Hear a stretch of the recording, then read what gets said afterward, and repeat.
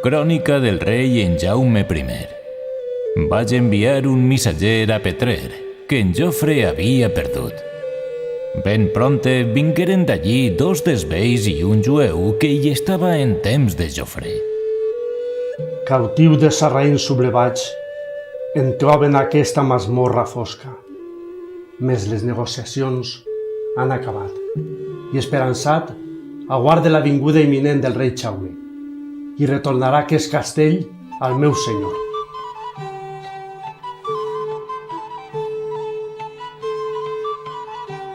Des d'aquesta fortalesa de Petrer, us convide a reviure l'acte de la rendició i restabliment dels pactes de la vila amb el rei Alfons de Castella a l'any 1265.